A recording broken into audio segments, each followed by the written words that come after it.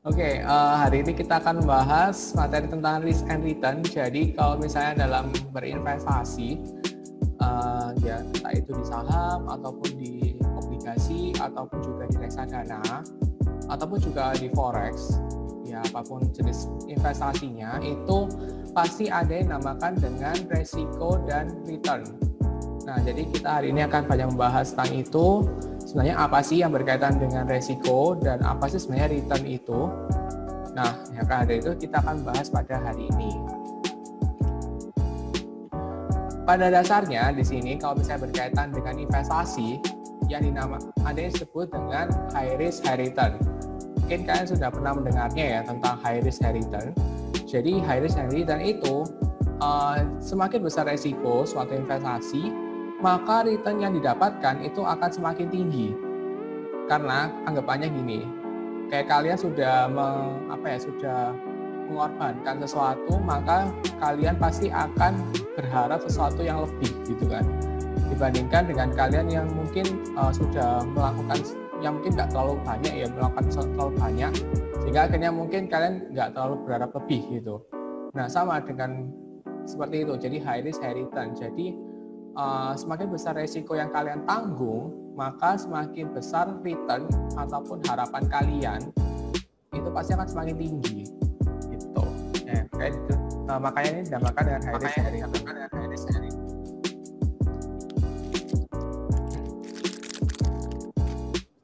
Oke.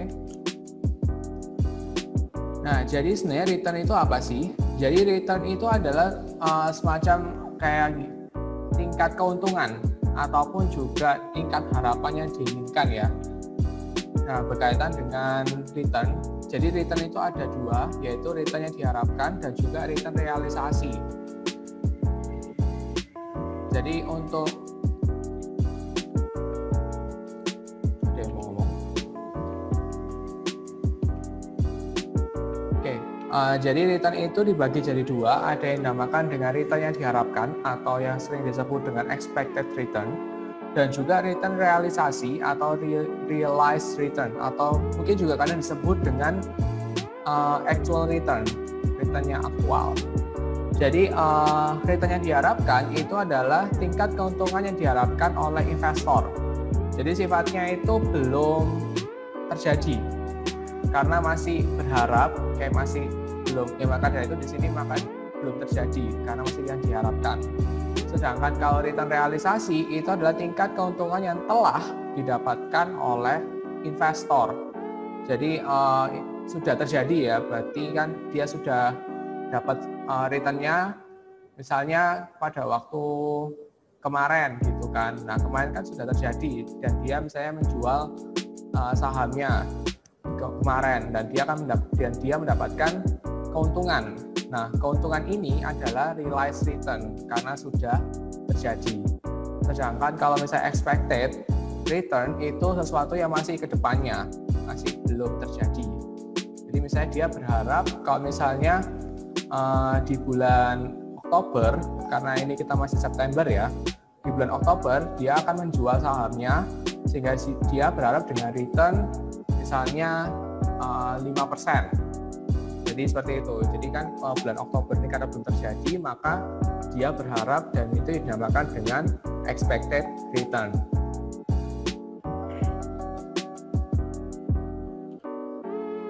Oke, selanjutnya setelah kita membahas tentang return dan return ini selain ada return dan juga pasti ada resiko. Jadi kita kalau misalnya berpikir bahwa dalam berinvestasi selain kita memikirkan keuntungan, kita juga pasti akan mendapatkan resiko. Jadi kayak tadi kan di awal kita selalu ada istilah high risk high return. Jadi kalau misalnya resiko yang tinggi maka keuntungan tinggi. Maka dari itu antara risk dan return itu tidak bisa terpisahkan ya, karena pasti selain ada keuntungan maka di situ juga ada pengorbanan atau resiko. Jadi resiko itu apa sih? Resiko itu adalah merupakan selisih dari expected return dengan return realisasi yang didapatkan oleh investor. Jadi resiko itu anggapannya kayak yang diharapkan dengan yang dia dapatkan itu berbeda. Mungkin kalau misalnya diharapkan dia bisa mendapatkan keuntungan 5%. Tadi misalnya di bulan Oktober dia berharap dengan keuntungan 5%. Tapi ternyata ketika dia menjual sahamnya di bulan Oktober, itu tidak sesuai dengan harapannya. Misalnya hanya keuntungannya 3%. Nah, selisih dari yang diharapkan atau expected return dengan yang dia dapatkan atau realisasinya itu yang dinamakan dengan resiko. Seperti itu. Jadi semakin besar selisih return-nya, maka semakin besar resikonya. Jadi kan kalau misalnya semakin besar kan berarti kan dia semakin beresiko gitu. Oke, sampai sini dulu. Apakah ada yang mau ditanyakan tentang konsep dari return dan resiko?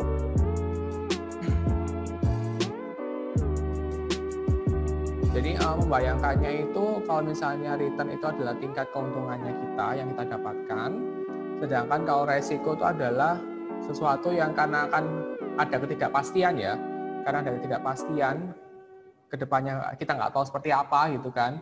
Nah, maka dari itu di sini ada semacam resiko atau pengorbanan yang mungkin harus kita lakukan sehingga mungkin terjadi perbedaan dari yang diharapkan dengan yang kita dapatkan, realisasinya seperti apa. Gitu. Ada yang mau ditanyakan sampai sini tentang konsep return dan resiko?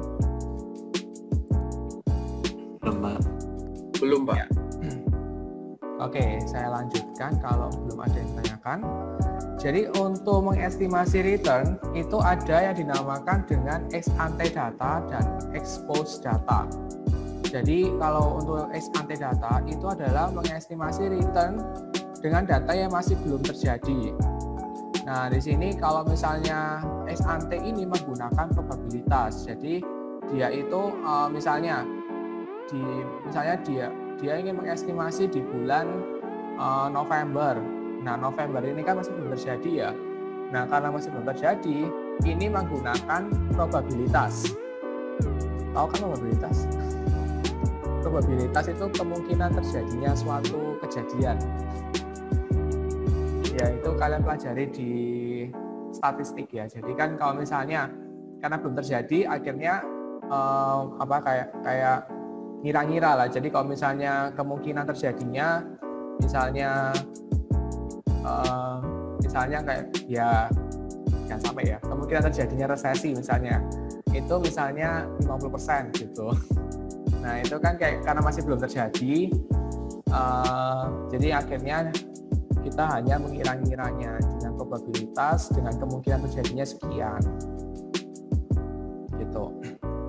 Nah, untuk menghitung estimasi return-nya dengan data ex ante data ini itu bisa dihitung dengan expected return-nya itu sama dengan sigma itu jumlah, RI itu adalah return ke I, return ke berapa yang mungkin terjadi dan dikalikan dengan probabilitasnya. Jadi return dikalikan dengan probabilitasnya. Ini yang disebut dengan ex ante data. Untuk rumus ex ante data. Mungkin kalian akan melihat aplikasi dari penggunaan rumus ini nanti untuk saya jelaskan di contoh soalnya. Nah, selanjutnya di sini ada estimasi return yang kedua, yaitu ada ex post data. Jadi ex post data ini adalah mengestimasi return melalui data yang sudah terjadi.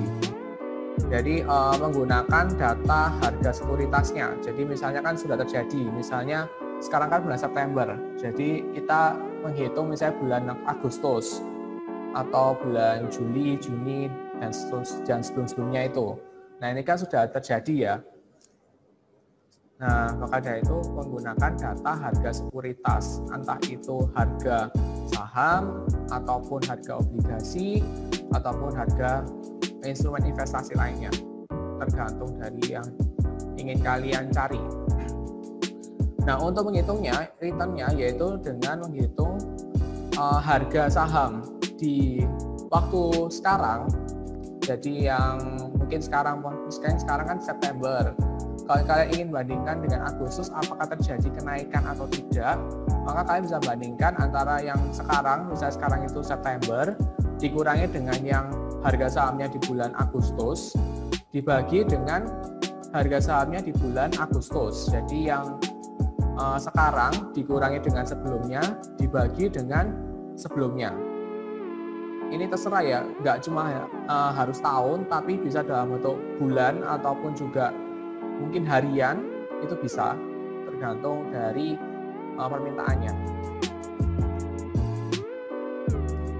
Oke, ada yang bertanya tadi?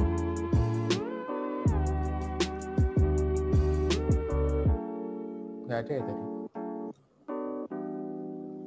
Oke, selanjutnya di sini ada mengestimasi resiko. Jadi tadi kalau misalnya kita berbicara tentang return, sekarang kita berbicara tentang resiko. Dan mengestimasi resiko ini juga sama dengan return. Jadi dibagi dua data, yaitu ada ex ante data dan ex post data. Kalau ex ante data itu berarti menggunakan probabilitas juga. Dan di sini rumusnya adalah menggunakan standar deviasi. Makanya tadi kan saya bertanya, kalau kalian sudah lulus statistik atau belum? Nah, di sini kita akan menggunakan standar deviasi dalam menghitung resiko. Tapi bukan pakai rumus standar deviasi yang di statistik sih, ini beda. Kenapa kok resiko itu menggunakan standar deviasi? Jadi kalau misalnya kalian belajar di statistik yang dinamakan dengan standar deviasi, mungkin ada yang bisa menjelaskan standar deviasi itu apa? Ada yang masih terbayang-bayang gitu kan standar deviasi mungkin? Simpangan baku, Pak. Ya, jadi standar deviasi ya nama lainnya adalah simpangan baku ya. Jadi dia itu jadi semacam kayak ada semacam data. Lalu kan data ini kan tidak semuanya sama. Misalnya dari data yang terkumpul ini ada angkanya itu 1, 0, 5, 8, 7, terus 15 misalnya. Nah dari adanya beberapa data ini kan ada perbedaan ya. Nggak semuanya itu angkanya sama. Yaitu misalnya contohnya semuanya 1 gitu kan. Kalau misalnya semuanya 1 berarti itu tidak ada standar deviasi atau standar deviasinya itu 0 karena semuanya angkanya itu sama. Sedangkan kalau ada standar deviasi ketika ada angka yang berbeda, kan tadi kayak 1, 0, 5, 8 itu kan ada perbedaannya, selisih-selisih. Nah itu yang disebut dengan standar deviasi. Jadi ada penyimpangan ataupun perbedaan data. Nah, sama dengan konsepnya yaitu resiko. Jadi kan resiko ini kan tadi kita membahas ada perbedaan antara expected return, jadi return yang diharapkan dengan yang sudah terjadi, yang realized return. Nah, maka dari itu karena ada perbedaan ini membuat adanya resiko. Maka dari itu sama dengan konsepnya standar deviasi. Gitu. Jadi untuk menghitung resiko pada ex ante data itu menggunakan probabilitas juga, yaitu kalau misalnya varians itu kan standar deviasi kuadrat ya, masih ingat kan? Sudah lupa jangan-jangan. Jadi varians itu adalah standar deviasi kuadrat, jadi yang pakai rumus itu ada sebenarnya di varians sih, atau kalau misalnya kalian langsung akar juga bisa. Jadi untuk varians itu sigma returnnya yang return di apa? Return yang di suatu kejadian lalu dikurangi dengan expected return-nya. Jadi kan kita awalnya ngitung expected return dulu, baru bisa ngitung resikonya. Lalu dikuadratkan dikalikan dengan probabilitasnya. Kalau misalnya deviasi standar, berarti resikonya itu adalah variansnya di akar dari variansnya itu. Jadi kalau misalnya ngitung resiko itu di deviasi standar ya, bukan di variansnya. Jadi kalau misalnya kalian langsung akar juga bisa. Gitu. Nah selanjutnya kalau misalnya berkaitan dengan expose data, karena ini juga sudah terjadi ya, dan di sini sama juga dengan menggunakan harga saham. Dan di sini kan sama juga ngitung expected return dulu. Jadi untuk resiko pada expose data ini menggunakan rumus ini. yaitu return di bulan tersebut atau di periode tertentu dikurangi dengan expected return-nya dari keseluruhan dikuadratkan lalu dibagi dengan N-1. N itu adalah jumlah periodenya dikurangi dengan 1. Kalau misalnya standar deviasi berarti ya di akar. Gitu. Oke, ada yang mau ditanyakan dulu? Bisa diulang dikit Pak, agak nggak ngerti. Yang mana? Yang ini dalam kurung IJ nih Pak, RIJ. Oh, IJ itu apa ya? Jadi kalau misalnya yang ini sudah paham belum? Paham Pak. Oke.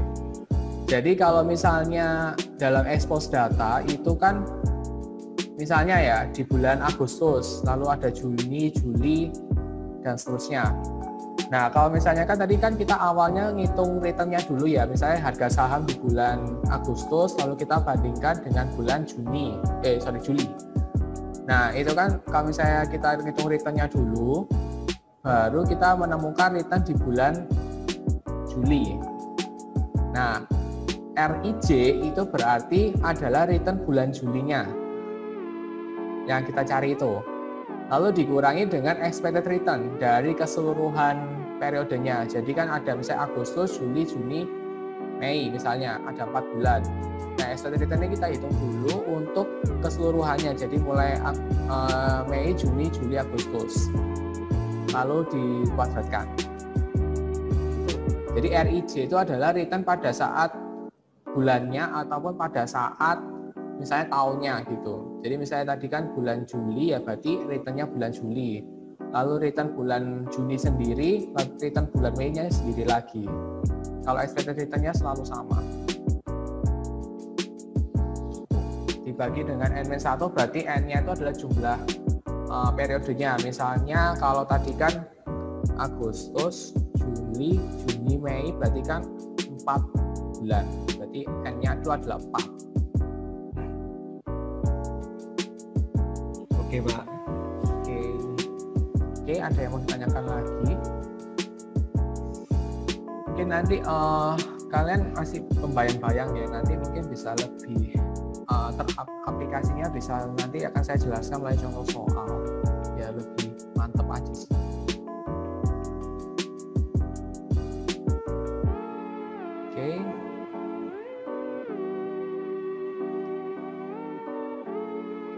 Oke, nggak ada ya. Saya lanjutkan. Jadi selanjutnya di sini ada yang namanya koefisien variasi atau biasa disebut dengan CV. Jadi koefisien variasi itu adalah untuk mengukur resiko relatif dari suatu sekuritas atau apapun itu ya, saham atau obligasi atau apapun itu. Jadi di sini tujuannya koefisien korelasi ini adalah koefisien variasi itu adalah untuk membandingkan sekuritas mana yang lebih baik. Jadi maksudnya di sini adalah membandingkan antara resiko dengan returnnya. Jadi kan tadi kan kita berbicara tentang resiko sama return ya dari tadi. Nah, kita bandingkan kalau misalnya semakin kecil maka semakin baik.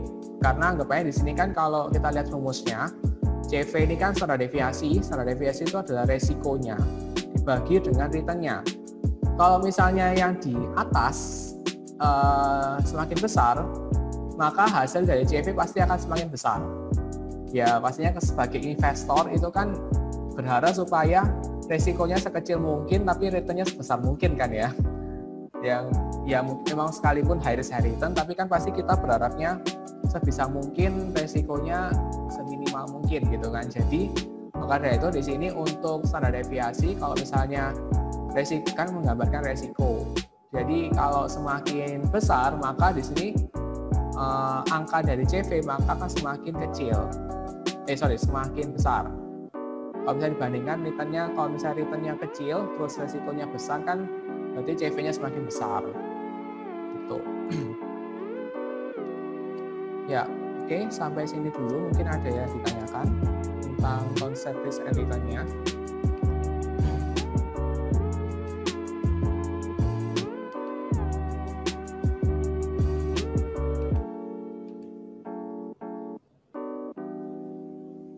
Mungkin bisa saya lanjutkan ke contoh soal ya. Di berannya sudah ada saya berikan contoh soalnya untuk baik ex ante data maupun ex post data yang bisa saya bahas sekarang.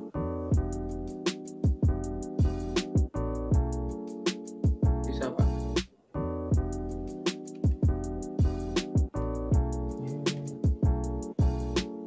Oke, ini ada contoh soalnya untuk ex ante data. Di sini ada proyek ABC itu memiliki skenario kondisi ekonomi seperti ada tabel di bawah ini.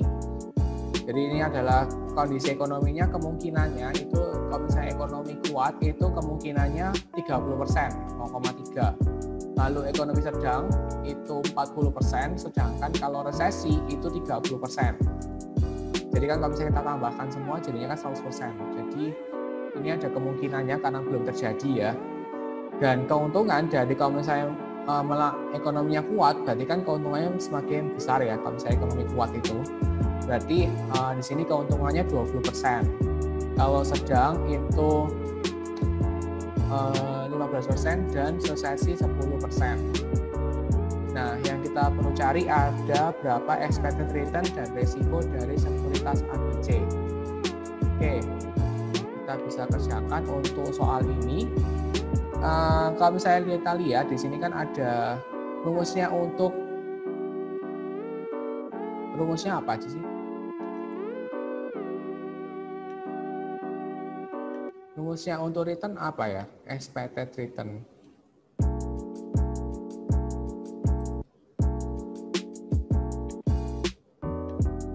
Pak, berarti ini datanya sudah terjadi Pak atau belum?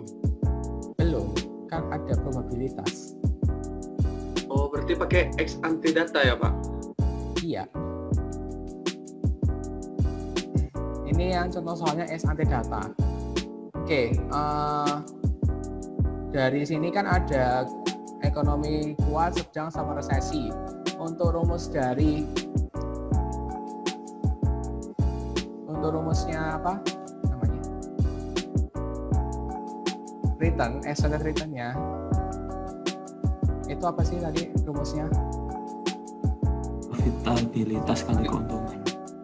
Sigma Sigma P kali RI ya? R Pak, I. R1 R. Ya Pak, ya. Kan PI kali RI ya. Jadi di sini untuk rumusnya expected return itu adalah PI sigma PI kali RI. Nah, ini kita bisa melanjutkan untuk ini. Ini kan sudah ada P-nya, sudah ada probabilitasnya sama RI. RI ini keuntungannya ya. Ini probabilitasnya. Nah, selanjutnya kita bisa lanjutkan.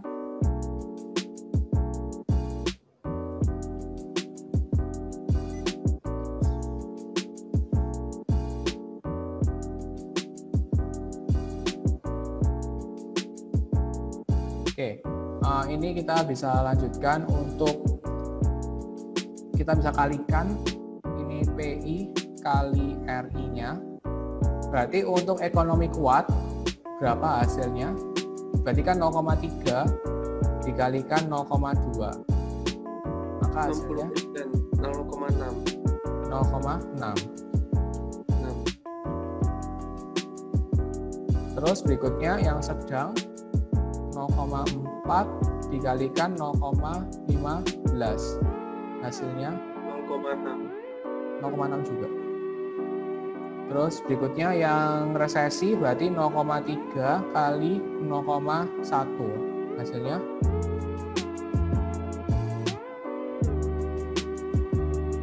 0,3. 0,3. Pak, 0,0 Pak. Kan 0,2 kalikan 0,2. 0,06 Pak.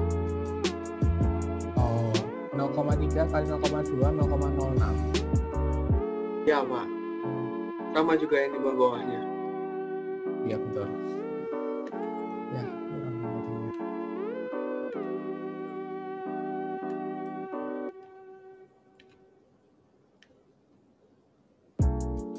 Oke, bentar ya.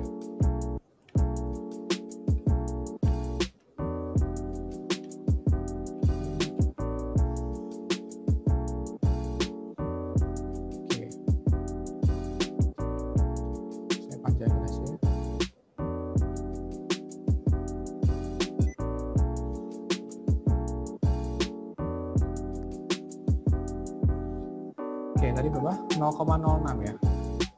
Iya Pak. Terus yang ini juga 0,06. Terus ini 0,03. 0,03. Nah, selanjutnya untuk menghitung expected return-nya, itu berarti kita tambahkan, berarti 0,06 ditambah 0,06 ditambah 0,03. Hasilnya berapa? 0,15. 0,15. Berarti kita sudah menemukan untuk expected return-nya itu adalah 0,15 atau 15%. Jadi seperti ini cara ngitung expected return-nya. Mungkin ada yang masih bingung atau mau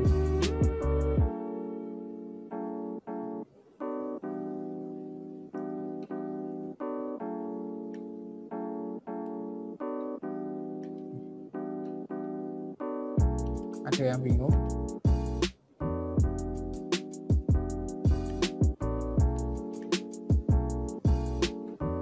Belum Pak.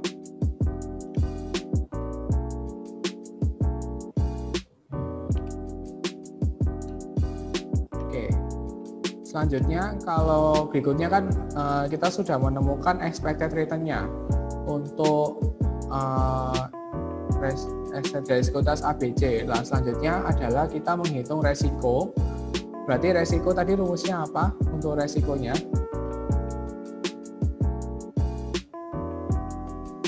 Resiko berarti variansi ya, atau standar deviasi, langsung aja ya. Standar deviasi rumusnya untuk ini apa ya? Kalau standar deviasi langsung akar ya. Akar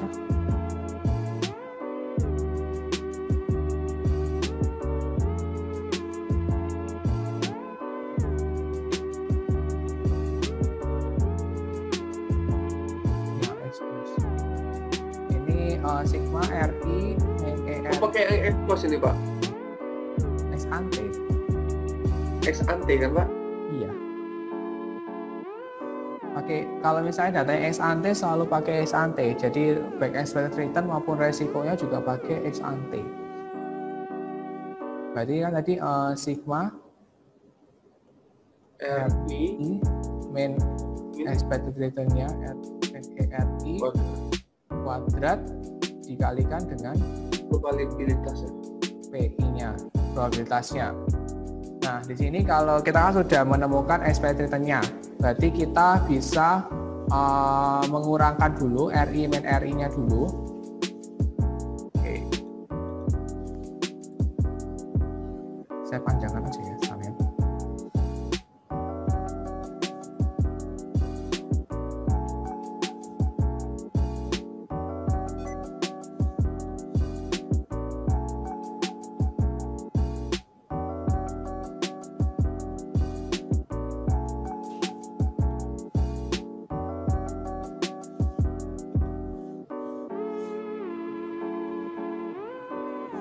Oke, berarti ini RI dikurangi expected return-nya. Berapa ini? Kalau return-nya berarti kan return yang 0,2 dikurangi dengan yang bagian ini. Expected return-nya 0,15. 0,05. Berarti kan 0,2 dikurangi 0,15 berarti hasilnya 0,05 Pak.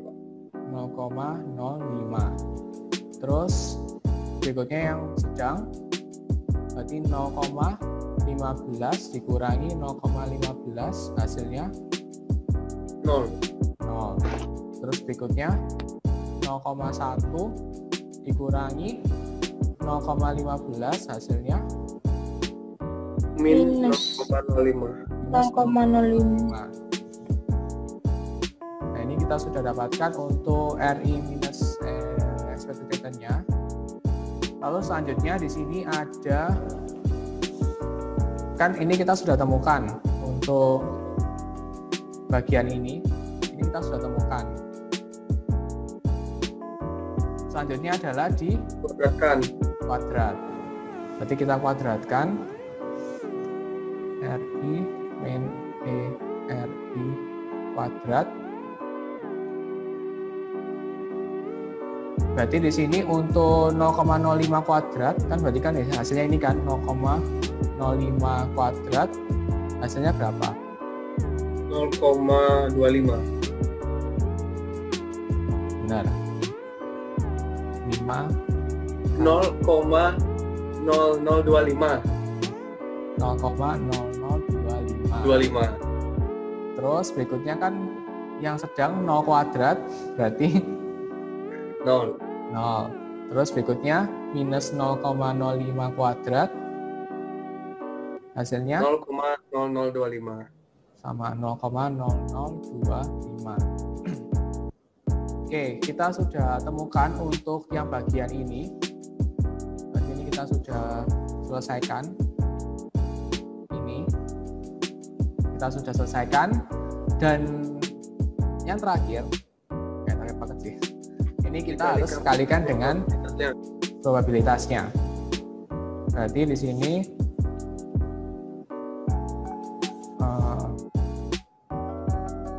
RI min expected return-nya kuadrat kali PI-nya. Berarti 0,0025 kali PI-nya berapa? 0,30. Hasilnya berapa? 0,0075.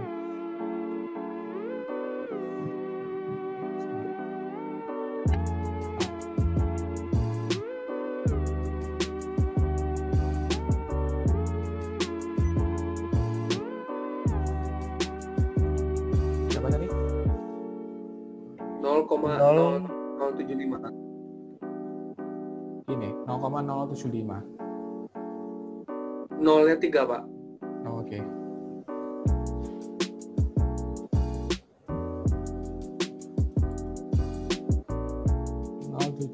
Gini. Ya, betul, Pak. Oke, selanjutnya yang sedang berarti 0 dikalikan 0,4 hasilnya 0, Pak. 0. Terus yang resesi 0,0025 dikalikan dengan 0,3 hasilnya berapa? 0,0075. 0075. Oke, berarti kita sudah temukan untuk bagian yang semuanya ini kita sudah temukan. Ini sudah temu ya semuanya. Nah, selanjutnya kita tambahkan, ini kan ada sigma ya. Sigma ini jangan dilupakan. Kita tambahkan dulu. Untuk ini kita tambahkan.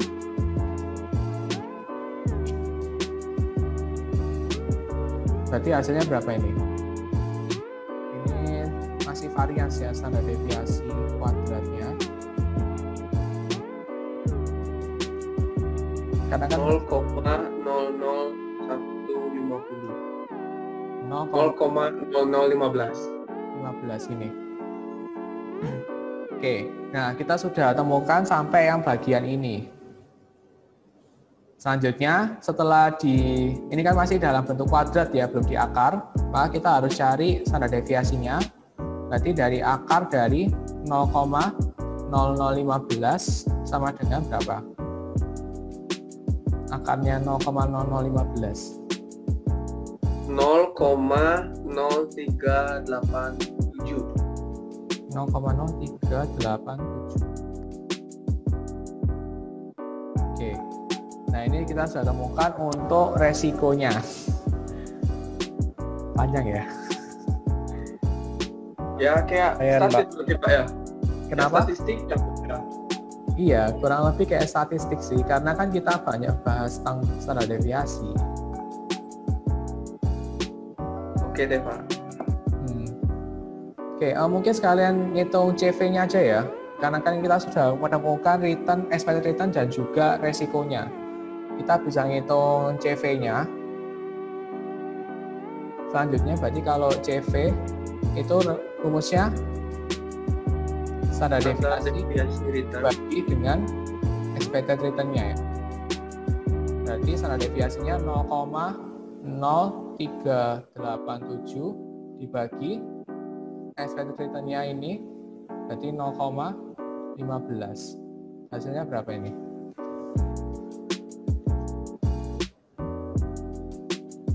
Tinggi banget. 0,258 Pak. 0,258.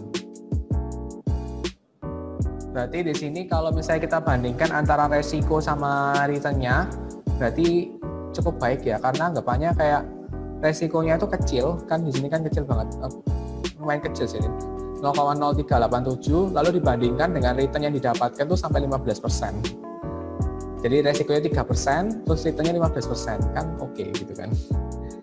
Jadi perbandingannya itu akhirnya di sini cuma 0,258. Jadi kalau semakin kecil itu semakin baik. Tuh. Oke, ada yang mau ditanyakan?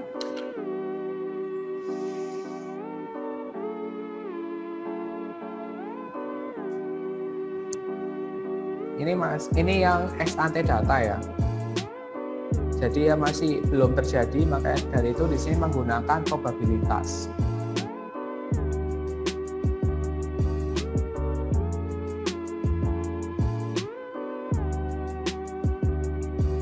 Gak ada yang bertanya lah ini. Ini sesat semua nih tadi ya.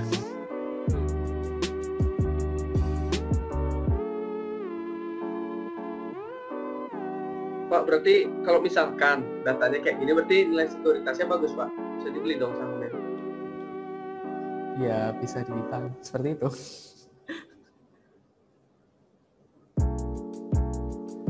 Karena anggapannya kayak resiko lalu dibandingkan dengan expected yang return yang diharapkan cukup apa ya? Maksudnya dibanding dengan resiko cuma 4% lalu return-nya yang kemungkinan bisa didapatkan sampai 15% ya cukup baik sih.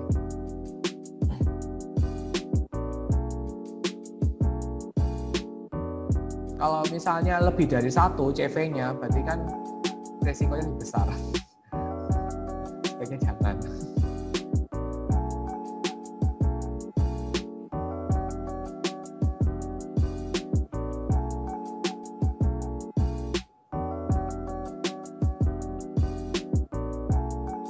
Oke, ada yang masih bingung?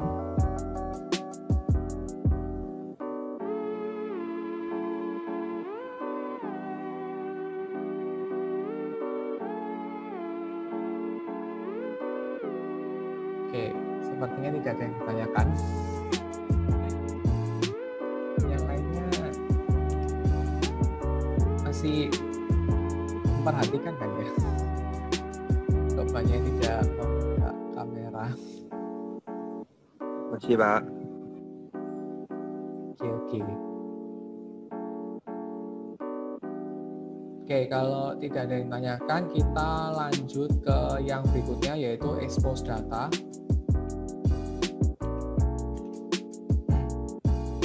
Nah, ini adalah contoh soal dari expose data. Di sini ada, kan kalau expose data itu berarti sudah terjadi ya. Berarti ini kan,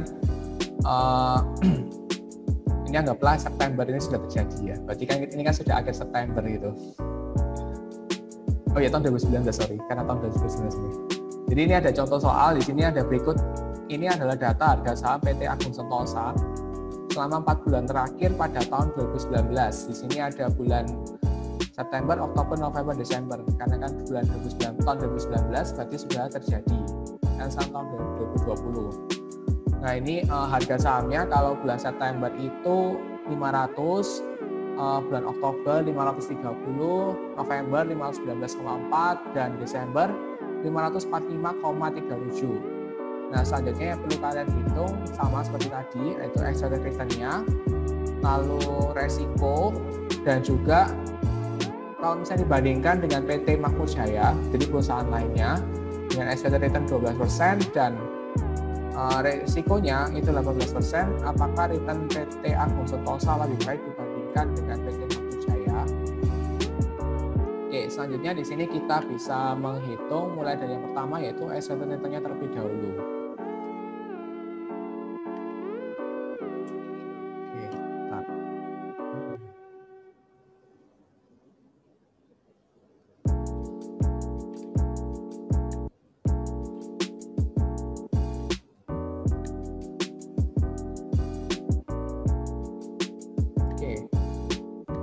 Nah, di sini ini sudah ada datanya, yaitu harga sahamnya bulan September 500, Oktober 530, November 519,4 dan Desember 545,37. Nah, untuk menghitung rumus dari returnnya expose data itu gimana caranya? Jadi ngitung rumus atau expected return atau returnnya sama aja sih. Rumusnya gimana? PT min 1 harga saham pada waktu T Ya, kurangi PT dikurangi PT min 1 PT min 1 dibagi dengan PT min 1. PT min 1. Jadi ini kita sudah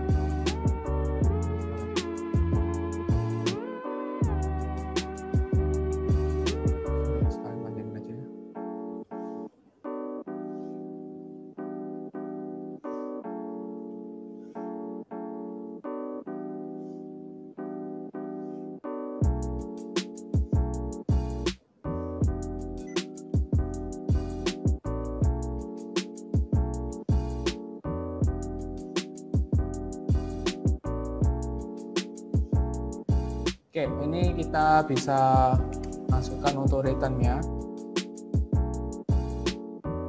Returnnya kan rumusnya PT dikurangi PT min 1.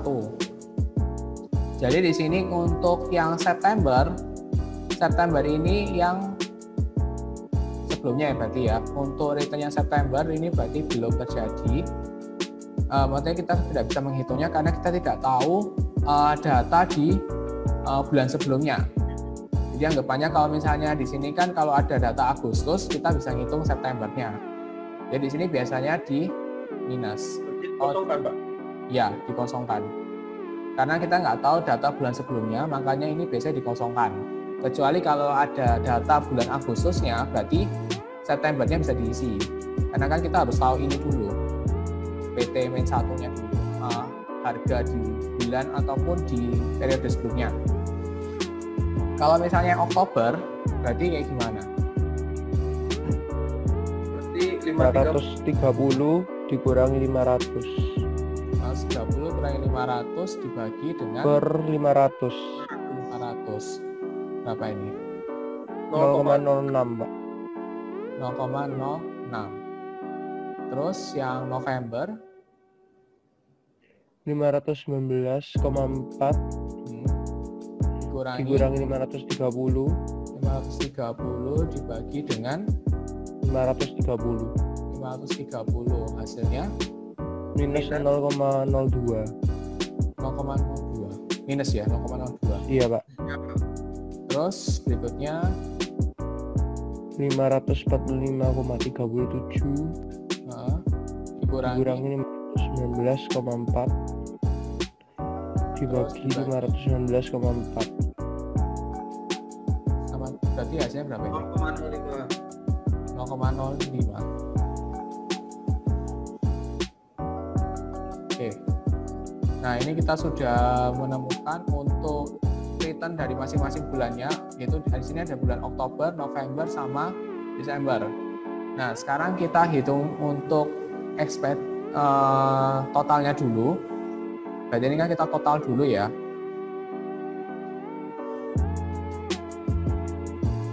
Ini totalnya berarti berapa? 0,06 ditambahkan dengan minus 0,02 ditambah 0,05. 0,09, Pak. 0,09. Nah, berarti selanjutnya untuk menghitung expected return-nya itu dibagi dengan N-nya. Oh ya, ini cuma hanya ngitung return-nya ya. Ini hanya ngitung return. Sepertinya di return saya belum saya tambahkan expected return-nya ya. Ini untuk return-nya. Kalau expected return-nya itu jadi expected return itu sigma R-nya dibagi dengan N-nya. Jadi total dari returnnya keseluruhan dibagi dengan N-nya, jumlah periodenya. Tapi di sini untuk jumlah periode itu karena ini 0, karena ini kan nggak diketahui ya, karena kan bulan sebelumnya kita tidak tahu harganya berapa, jadi yang dihitung hanya ini aja, yang berarti ada datanya. Karena yang ada datanya kan cuma Oktober, November untuk data return ya, untuk Oktober, November sama Desember. Yang Septembernya nggak diikutkan karena di sini kan kita tidak tahu. Oke, untuk expected returnnya berarti 0,09 dibagi dengan total returnnya dibagi dengan N-nya berarti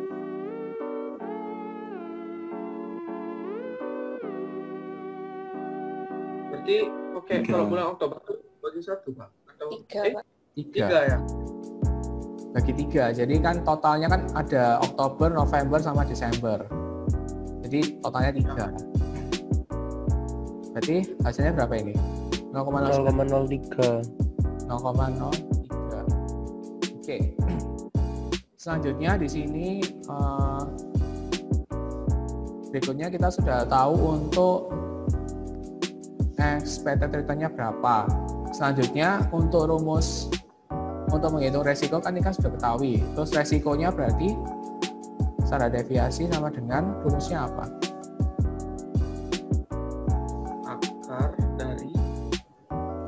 Akar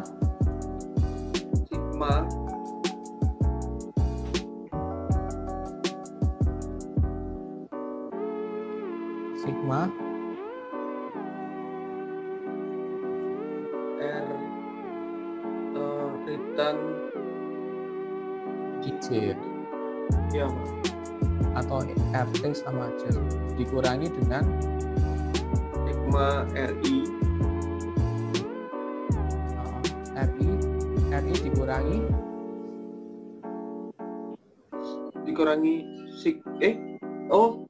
dikurangi ERI Pak. expected return-nya, terus siapa ini? Dikurung, dikuadratkan, Di kuadrat, terus dibagi per N-1.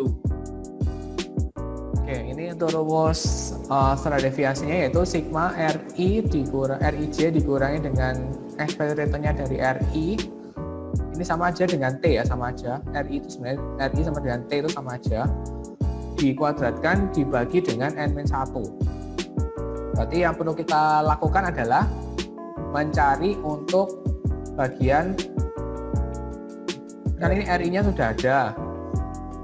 Ini sudah ada kan ini kan ada. Terus expected return kita juga sudah cari kan ini. Berarti tinggal kita Dikurangkan. Berarti RI dikurangi dengan expected return-nya. Berarti ini kan masih nggak ada. Terus berarti ini RI-nya 0,06 dikurangi dengan expected return-nya 0,03. Berarti berapa? 0,03. 0,03. Terus yang November oke nih, minus ya, minus 0,02 kan ini dikurangkan dengan expected return-nya yaitu 0,03. Hasilnya berapa? Minus 0,05. Minus 0,05. Terus yang terakhir yang Desember di sini 0,05 dikurangi dengan expected return-nya 0,03, berarti hasilnya 0,02. 0,02. Nah, ini kita sudah temukan untuk bagian ini. Ini kita sudah temukan.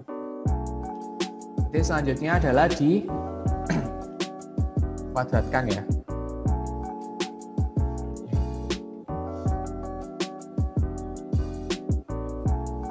Kita kuadratkan dulu, berarti RI minus expected return-nya kuadrat. Berarti di sini ini nggak ada. Terus 0,03. Berarti kan ini kan 0,03 dikuadratkan berarti hasilnya berapa ini? 0,0003. 0,03. 03 kali, Pak.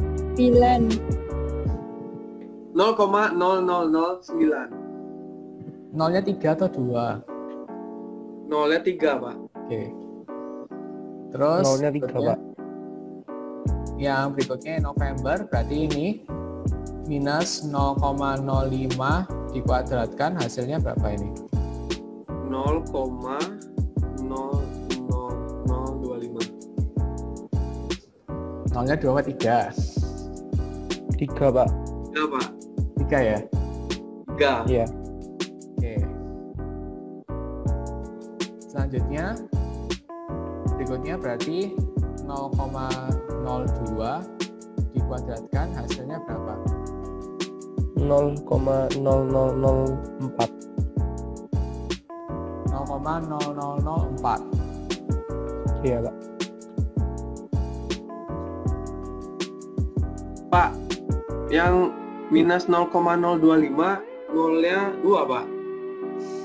Tadi saya bilang 3. Kan dari aku ada bingung kayak gini. Kok 3 sih? Iya, Pak. Maaf, Pak. Oke, berarti ini nolnya 2 ya? 0,0025. Oke, selanjutnya kita sudah sampai sini ya. Kita sudah menemukan di sini.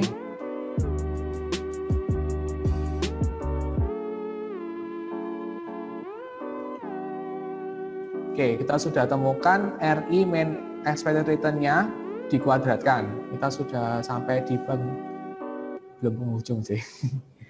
Nah, selanjutnya adalah kita tambahkan untuk berikutnya ini. Kita tambahkan ya, karena di sini kan ada sigmanya. Berarti berapa ini? 0,009 tambah 0,025 tambah 0,004. Berapa? 0,0038. 0,038. Jadi kita sudah sampai di sini. Ini sudah sampai. Nah, selanjutnya adalah kita ngitung standar deviasinya. Berarti ini standar deviasi kan sama dengan akar dari sigma RIJ min expected return-nya kuadrat dibagi dengan n-1. Nah, untuk ini kan kita sudah dapatkan yang bagian atasnya. Berarti 0,0038 dibagi n-nya berapa? N-nya 4. N-nya 3, Pak. 3. Ya. Kan yang ada datanya cuma 3. Oh iya, Pak. 3 kurangi 1. Kurangi 1. Berarti akar berapa ini? 0,038 dikurangi 0,0. Akar dari 0,0019. Berarti berapa ini? Akar 0,0019. Hasilnya 0,0435. 0,0435. 0435. Berarti atau 4,35. 35%. Oke, sampai sini ada yang masih bingung?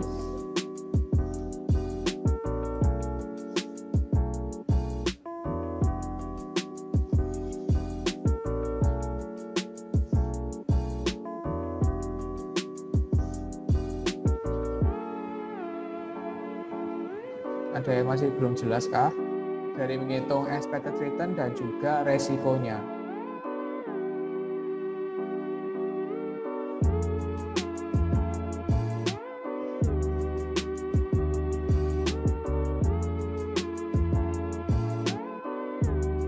Oke, sebenarnya ada. Nah, ini kan untuk yang ini tadi yang A ya. Terus ini yang B. B-nya mulai dari sini sebenarnya. Ini mulai B terus ke bawah. Ini sudah kita temukan expected return dan juga resikonya. Sekarang di soal C itu jika dibandingkan dengan saham PT Makmur Jaya yang memiliki expected return 12% dan resikonya 18%, apakah perusahaan ini itu lebih baik atau enggak? Perusahaan PT Agung Sementosa. Berarti kita menghitungnya dengan cari apa ini? Yang C.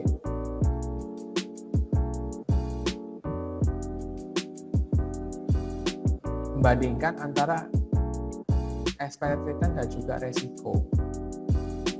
Koefisien varian. Berarti kita ngitung CV-nya. Oke, berarti untuk yang bagian C, untuk CV dari yang PT Agung Sentosa ya, AS, itu rumusnya CV, standar deviasi dibagi expected return. Nah, standar deviasinya berapa ini? Yang tadi kita cari. 4,35. Oh, 0,0435. 0,0435 dibagi expected return-nya yaitu ini 0,03. 0,03. Hasilnya berapa ini? 1,45 Pak. 1,45. Terus berikutnya ya untuk CV dari Agung Sentosa Makmur Jaya, saya singkat MJ, berarti standar deviasi dibagi dengan expected return-nya. Standar deviasinya berapa itu tadi? Soalnya itu resiko kan, standar deviasi itu resiko ya, 18%. Itu 0,18 dibagi dengan expected return-nya 12%. 0,12 berarti berapa ini? 1,5 Pak. 1,5. Berarti yang dipilih yang mana? Makmur Jaya. Hah? S. Yang lebih kecil ya Pak? S. Yang ini. Sentosa. Kalau misalnya kan, jadi kita bandingkan antara resiko sama expected return. Kalau misalnya di sini kan yang di atas itu adalah resiko. Jadi kalau misalnya angkanya semakin tinggi, berarti resiko perbandingan antara resiko dan expected return-nya berarti semakin besar. Karena di sini yang atas resiko, berarti yang kalau misalnya lebih besar, berarti resikonya lebih besar gitu dibandingkan dengan yang lainnya.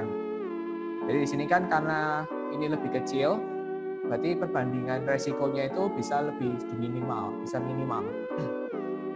Karena kecuali kalau yang di atas itu adalah expected return ya, misalnya dibagi standar deviasi, kalau ini berarti semakin besar semakin bagus. Karena yang di atas adalah expected return-nya, berarti keuntungan. Kalau misalnya yang di atas itu adalah karena ini resiko, berarti semakin kecil semakin bagus gitu.